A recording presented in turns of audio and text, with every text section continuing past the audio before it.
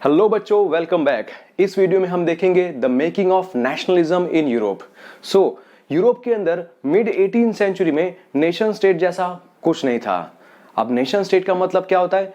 वो रीजन्स जिनके रहने वाले लोगों में कॉमन लैंग्वेज, कॉमन कल्चर और कॉमन ट्रेडिशन होता है। एग्जाम्पल के तौर पे अभी देखा जाए तो बहुत सारे जो देश हैं, इनफैक्ट दुनिया के सारे देश हैं, वो नेशन स्टेट कहलाते हैं। लेकिन मिड 18 सेंचुरी के यूरोप में अगर देखें तो कोई नेशन था ही नहीं, सिर्फ बड़े बड़े एम्पायर्स होते जिनको रूल करने वाले किंग्स होते। ऐसा ही एक एम्पायर था हैब्सबर्ग एम्पायर। इसमें रहने वाले जो लोग थे वो बहुत ही डिफरेंट थे। उनकी different language, different culture, different tradition, सब कुछ डिफरेंट। तो इतनी डाइवर्सिटी होने की वजह से क्या आपको लगता है इनके मन में आता होगा कि हमें भी नेशन स्टेट बनाना है अपना, जिसके अंदर कॉमन लैंग्वेज हो, कॉमन ट्रेडिशन, कॉमन आइडेंटिटी हो? आप में से बहुत सारे लोग कहेंगे बिल्कुल नहीं, बट एक्चुअली इनके मन में विचार आता है नेशन स्टेट बनाने का। उसको देखते हैं अगले टॉपिक में।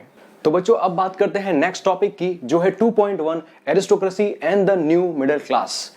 तो उस टाइम पे यूरोप के अंदर दो तरह के लोग थे, एक थे एरिस्टोक्रेट्स और दूसरे पीजेंट्स।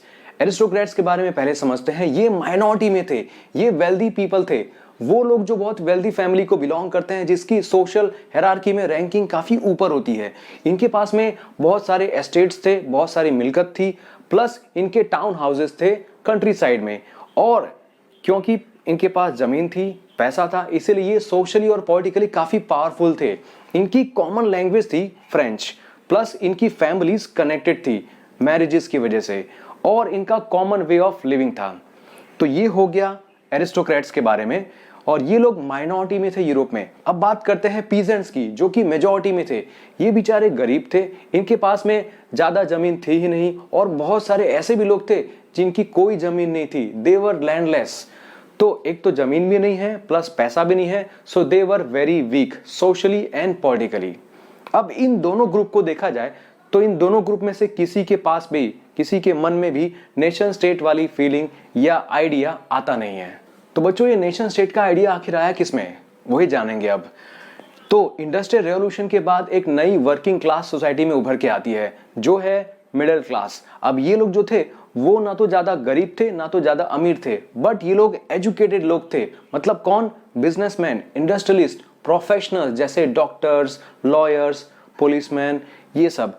ठीक है। और यही मिडिल क्लास थी जिसके अंदर आइडिया आता है मन में नेशनल यूनिटी का, कि नेशनल यूनिटी हो और हमारा एक नेशन स्टेट बने जिसमें रहने वाले लोगों का common culture, common tradition, common language, ये सब हो। प्लस इनके अंदर जो आइडियाज आते हैं वो लिबरल नेशनलिज्म को दर्शाते हैं, और लिबरल नेशनलिज्म को हम लोग लिबरलिज्म भी कह सकते हैं। इसी कॉन्सेप्ट को हम देखते हैं अगले टॉपिक में, तब हम लोग अच्छे समझ पाएंगे। तो बच्चों, अब देखते हैं टॉपिक 2.2 लिबरल नेशनलिज्म। आखिर लिबरल नेशनलिज्म क्या था, वो किस किस बातों को रिप्रेजेंट करता था, वो पॉइंट वाइज आपको याद रखना है, नोट डाउन कर लेना है। It meant end of aristocracy rule. जो भी सोसाइटी में रिच फैमिलीज और पावरफुल फैमिलीज का रूल था उसको खत्म करना, रूलिंग क्लास की पावर को खत्म करना।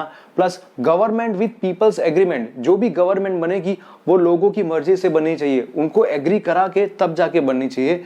फिर नेक्स्ट है फ्रीडम ऑफ इंडिविजुअल। हर इंसान को आजादी होनी चाहिए अपने तरह से जीने की। Then equality before law. कानून के सामने सभी को इक्वल होना चाहिए। Then end of clerical privileges. काफी सारे ऐसे प्रिविलेजेस थे जो सोसाइटी में क्लर्जी पीपल, मतलब के चर्च में काम करने वाले लोग, प्लस नोबिलिटी, एरिस्टोक्रेसी, इन लोग को जन्म लेते ही वो राइट्स मिल जाते, वो प्रिविलेजेस मिल जाते। अब ऐसे प्रिविलेजेस नहीं मिलने चाहिए। देन एक ऐसा देश बनना चाहिए जिसके पास उसका खुद का कॉन्स्टिट्यूशन हो, और जो गवर्नमेंट हो वो रिप्रेजेंटेटिव गवर्नमेंट हो। रिप्रेजेंटेटिव गवर्नमेंट का मतलब क्या होता है? एक ऐसी गवर्नमेंट जिसमें जो लोग चलाते हैं गवर्नमेंट वो जनता के रिप्रेजेंटेटिव्स होते हैं, जनता के द्वारा चुने गए रिप्रेजेंटेटिव्स, इसीलिए उसको बोलते हैं रिप्रेजेंटेटिव गवर्नमेंट।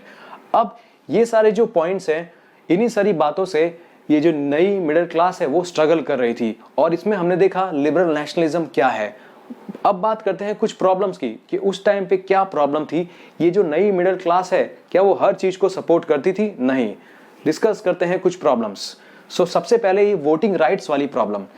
ये नई मिडिल क्लास जो थी वो सिर्फ प्रॉपर्टीड मैन विथ प्रॉपर्टी, इन्हीं को वोटिंग करने का हक है, उसको सपोर्ट करती। और बाकी सारे को वोटिंग करने का हक नहीं है, जैसे कि man without property no voting right, women no voting right. अब ये लोग क्या करेंगे, फिर ये लोग प्रोटेस्ट ही करेंगे ना, तो ये लोग अलग अलग जगह पे फिर प्रोटेस्ट करते, जिनको वोटिंग राइट्स नहीं मिले वो लोग तो प्रोटेस्ट ही करेंगे। अब बात करते हैं बच्चों आगे कि ट्रेडर्स को बहुत सारे टैक्सेस को पे करना पड़ता। नेक्स्ट पॉइंट देखते हैं, ट्रेडर्स हैड टू पे लॉट ऑफ टैक्सेस। उस टाइम पे टैक्सेस बहुत से होते थे, इसलिए सबसे ज्यादा प्रॉब्लम ट्रेडर्स को होती थी। मान लो अगर कोई ट्रेडर है वो हैम्बर्ग से न्यूरेमबर्ग जाता है तो उसको बीच में 11 जगह पे टैक्स देना पड़ता। देयर वर 11 टैक्स बैरियर्स, और टैक्स कितना होता, टैक्स होता 5 से लेकर 5.5% जितना। तो ट्रेडर्स को तो बेचारों को बहुत ही प्रॉब्लम फेस करनी पड़ती। प्लस सबसे बड़ी प्रॉब्लम ये थी, वहां पे यूरोप में उस टाइम पे 30 डिफरेंट करेंसी थी, देयर वर 30 डिफरेंट करेंसीज। इसी वजह से ट्रेडर्स को और भी ज्यादा प्रॉब्लम होती। अब इसी प्रॉब्लम को सॉल्व करने के लिए ट्रेडर्स ने अपना दिमाग लगाया और 1834 में एक कस्टम यूनियन बनी जिसका नाम था ज़ोल्वरिन। इसको स्टार्ट किया था प्रूशिया ने, और बाद में बाकी सारे जर्मन स्टेट्स भी इसमें जुड़ गए। इसी कस्टम यूनियन ज़ोल्वरिन ने कुछ स्टेप्स लिए, वो आपको याद रखने चाहिए। It removed all the tariff barriers, जितने भी टैरिफ बैरियर थे ना, जैसे हैम्बर्ग से न्यूरेमबर्ग जाने में 11 टैक्स बैरियर्स थे, इन सबको हटा दिया। प्लस जो नंबर ऑफ करेंसीज थी वो थी 30, और 30 को घटा के खाली 2 करेंसीज बना दी। फिर इन्होंने रेलवे नेटवर्क को प्रमोट किया। एक ट्रेडर के लिए सबसे इंपॉर्टेंट क्या है कि उसका सामान एक जगह से दूसरे जगह पे चला जाए, और अगर बहुत फास्ट जाता है तो अच्छा, सेफ रहता है तो अच्छा, और ये काम सबसे अच्छा रेलवेज कर सकते हैं। इसीलिए रेलवे के नेटवर्क को और भी ज्यादा इंप्रूव किया और प्रमोट किया। तो बच्चों आप देखते हैं अगला टॉपिक जो है 2.3, अ न्यू कंजर्वेटिज्म आफ्टर 1815। तो आप जानते हैं बच्चों, नेपोलियन ने 1799 से लेकर 1815 तक राज किया, और उसने कई सारी कंट्रीज पे हमला किया और उनको रूल भी किया। फिर 1815 में ऐसा क्या होता है, 1815 में बैटल ऑफ वाटरलू होती है, जिसमें Napoleon versus Britain, Prussia, Austria और रशिया, इनकी फाइट होती है, और नतीजा क्या होता है, नेपोलियन हार जाता है। तो उसकी डिफीट के साथ साथ जितना भी उसने जो भी चेंजेस वो यूरोप में लेके आया था वो सब कुछ फिर से बैक टू नॉर्मल, और कंजर्वेटिज्म सोसाइटी में वापस फिर से आ जाती है। मोनार्की को फिर से रिस्टोर कर दिया जाता है। चर्च ने जो अपनी पावर्स खो दी थी उसको वापस फिर से मिल जाती है। प्लस सोसाइटी के अंदर जो एरार्की बनी हुई थी वो फिर से वापस आ जाती है, और ऑटोक्रेटिक रूल फिर से रीएस्टेब्लिश हो जाता है, मतलब राजा महाराजाओं का रूल फिर से वापस आ जाता है। और इन्होंने सेंसरशिप को अडॉप्ट किया, मतलब अगर इनके खिलाफ अगर आप कुछ लिखते हैं, कुछ छापते हैं, कुछ बोलते हैं तो उस पर एक्शन ली जा सकती है। ठीक है, तो बैटल ऑफ वाटरलू के बाद एक ट्रीटी साइन होती है 1815 में, उसी टाइम पे ट्रीटी ऑफ वियना। इसको होस्ट करने वाले थे ड्यूक मेटरनिश, जो कि ऑस्ट्रियन चांसलर थे। अब इस ट्रीटी के जो मेन इंपॉर्टेंट पॉइंट्स है बच्चों, वो आपको याद रखने चाहिए, क्योंकि ये सारे पॉइंट्स पूछे जा सकते हैं एग्जाम में। ठीक है, तो फर्स्ट पॉइंट है, जो बर्बोन डायनेस्टी थी फ्रांस की, उसको फिर से वापस ला दिया। फिर फ्रांस के आसपास में कई सारे स्टेट्स ऐसे बना दिए जिसके हिसाब से अगर फ्रांस फ्यूचर में एक्सपांड करना चाहे तो वो ना कर सके। बाद में प्रूशिया को नई इंपॉर्टेंट टेरिटरीज मिल गई वेस्टर्न फ्रंटियर्स में, वेस्टर्न साइड में उसको कई सारी इंपॉर्टेंट नई नई टेरिटरीज दे दी गई। और ऑस्ट्रिया को नॉर्दर्न इटली मिल गया, रशिया को पोलैंड मिल गया। फिर नेपोलियन ने जो 39 स्टेट्स की कन्फेडरेशन बनाई थी, इसको इन्होंने कुछ भी नहीं किया, वो सब वैसा का वैसा था।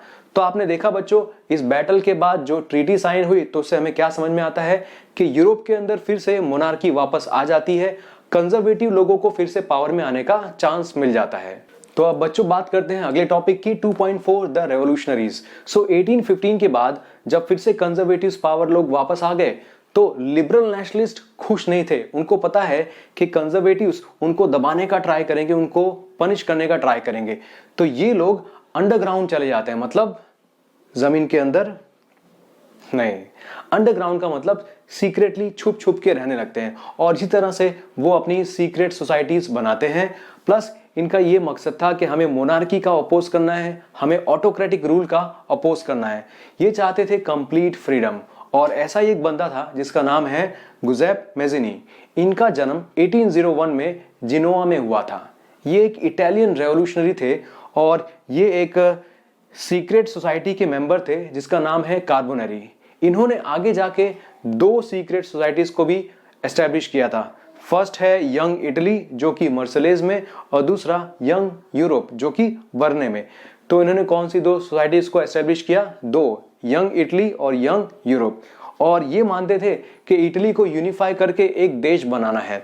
तो आप बच्चों समझो कि इतनी सारी जब सीक्रेट सोसाइटीज एस्टेब्लिश हो रही हैं, इतने सारे नेशनलिस्ट लोग इतना सब कुछ कर रहे हैं, तो आगे क्या होगा? रिवॉल्ट, एज ऑफ रेवोल्यूशंस, बहुत सारे रेवोल्यूशंस आते हैं, वही हम देखेंगे अगले वीडियो में। Thank you so much for watching, God bless you all. और अगर आपका कोई सजेशन है, कोई डाउट है, तो आप कमेंट सेक्शन में लिखना ना भूलें। मिलते हैं अगले वीडियो में, तब तक के लिए बाय बाय।